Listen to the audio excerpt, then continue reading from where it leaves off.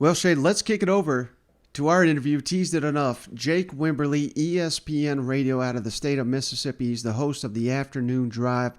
Little conversation on Mike Leach's legacy down there in the great state of Mississippi. All right, we're pleased to once again be joined by friend of the show, Jake Wimberly. Of course, you know him, host of the Afternoon Drive, ESPN Radio 105.9 out of Mississippi, and he's the owner of CFB Hourglass.com. Jake, thank you so much for taking some time to talk with us. Michael, always a pleasure to be on your show. This is the best SEC and one of the best football podcasts in the country, so it's always an honor to be here. Well, I appreciate the kind words, Jake, and especially now during these difficult times. All this suddenly happened here in Starkville. I can only imagine what the vibe is like down there in that state.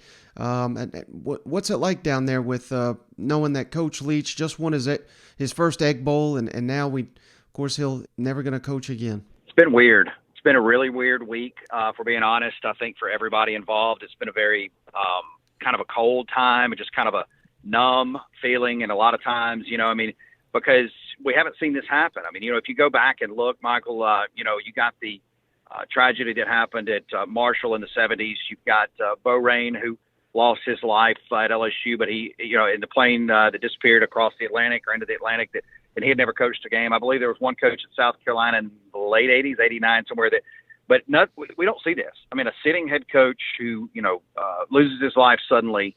It's just a very weird deal. And I can, go back to the weekend. I know Mike Leach, going into the season, there was some questions about his health, but I think a lot of people, you talk to people up there, he had some pneumonia issues he was battling. Nothing severe, but just some, you could tell by the way he did interviews and that kind of stuff, some coughing and such, but by all accounts, he was okay. Saturday night he attended a Christmas party in Starkville and seemed fine. And then Sunday, started getting some texts from people that absolutely are inside that circle saying, hey, word is, paramedics are at Mike Leach's house. Mike Leach's got to go to Jackson. Well, if you're in the state of Mississippi and you are being told that, you have a loved one or someone that's having to be airlifted or taken to Jackson, that is always a bad sign, because obviously Jackson's where the biggest hospitals and medical facilities are in the state. So you knew it wasn't good. I just didn't know what was going on. So it just a really weird week, just almost like it's a not real week, as Mike Leach,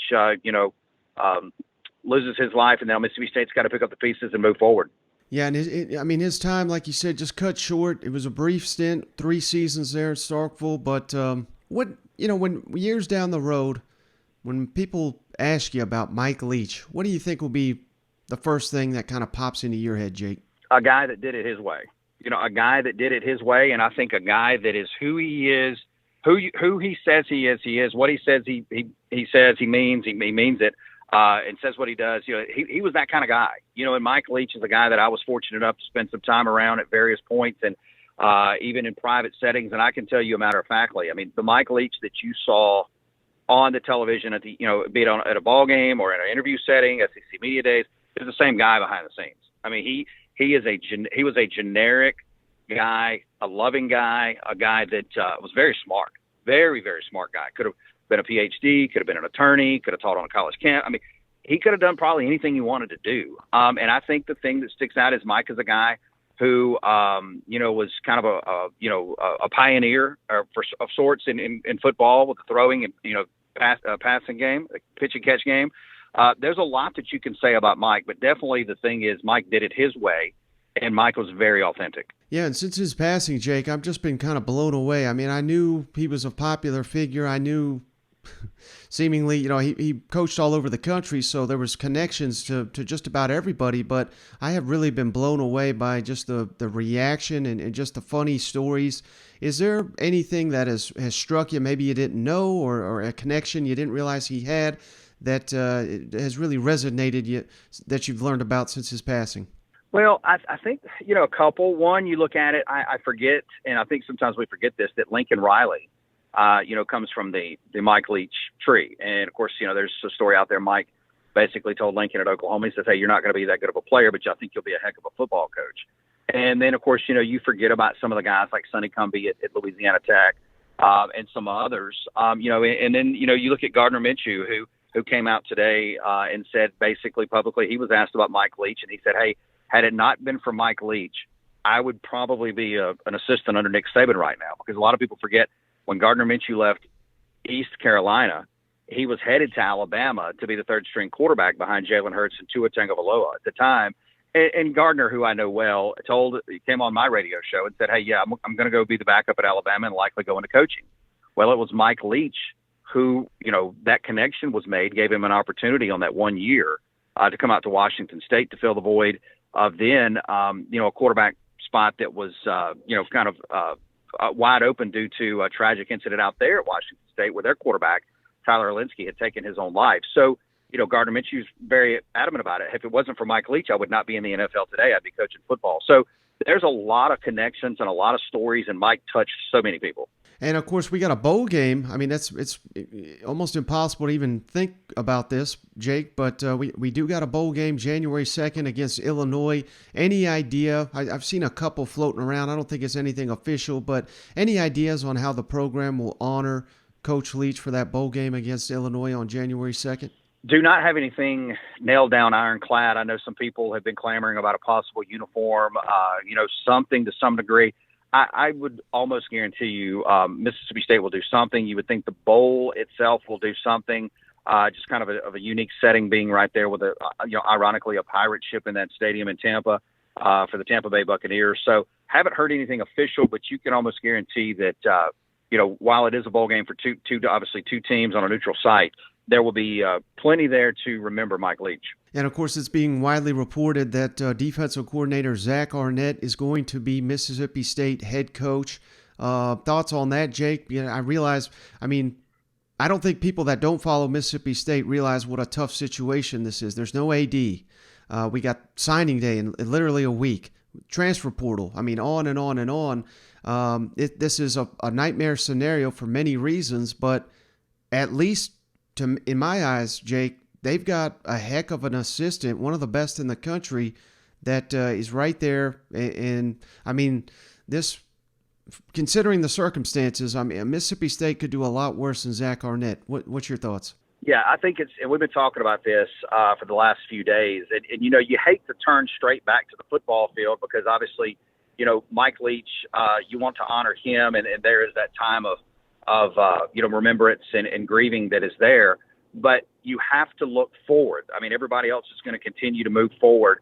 And, the calendar, and I've been saying this for the last 2 days, the actual calendar, the NCAA/athletic calendar is forcing a lot of this. And there's circumstances that are out of the control of Mississippi State that are forcing this as well. As you referenced, it is reported Zach Arnett will be the next head football coach at Mississippi State. That's reported by Pete Thamel and several other media entities out there as well. No official word from the university as we're cutting this podcast. That'll likely come, tonight or first thing in the morning when you hear this. But, it's a very dicey deal. You mentioned there is no athletics director in place. I know that they're down to the last 2 or 3 candidates. That is likely going to be announced next week. You would have to think Dr. Keenum, the president of the university, is going to let the funeral and I know they have set a day of remembrance and an open ceremony at Humphrey Coliseum for Mike Leach, I believe, on the 20th. So you don't want to get in the way of that. You want that to happen. So you've got that on the table. You've got a new athletics director coming up on the table. Oh, and then by the way, you've got National Signing Day coming up next week. The negative part of that is, as it's already being reported by Steve Robertson, 247sports.com, who covers Mississippi State, that there are rumors out there already from players and stuff that some coaches are already trying to poach the Mississippi State team. Now, that's just part of the game. That's I'm not condoning it. That's part of college football. We know that, especially in the day and age of the transfer portal. So there's so many variables to this that it only made sense in my mind that Zach Arnett would be promoted to head coach because you keep the same staff in place for the most part. Maybe he goes out and finds an offensive coordinator to help, with Steve Spurrier Jr., who has been a big part of Mike Leach's offense for a number of years, dating back to Washington State. You give the assurance to the players on the team and the players that are committed to the program that, hey, I'm going to be here. This staff, Mike's not here. We get it. We can't fill that void.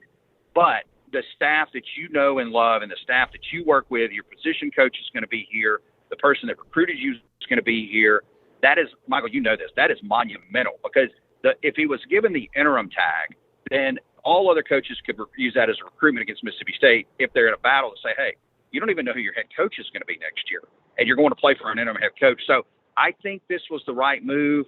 I would assume that the contract that is going to be put into place favors Mississippi State in the instances of, hey, if this does go south, the new athletics director can make his or her move pretty quickly next year. But I think under the circumstances, this makes sense.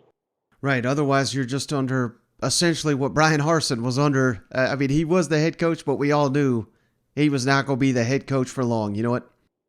Correct. Absolutely. All right, Jake. Well, hey, I appreciate you taking this time during this, busy time for you, troubling time there.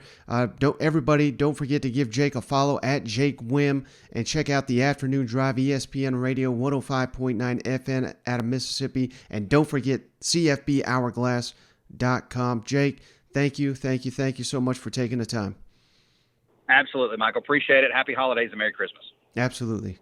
All right, Chase, so just want to say thanks again for Jake Wimberly joining the show. I'm on his show about once a week, it seems like. So hopefully, some of his fans listen to this show and some of our fans listen to his. But always a great time with Jake. Oh, yeah. No, good stuff there, Mike, as always. Yeah, I think we need to start having him on once a week, If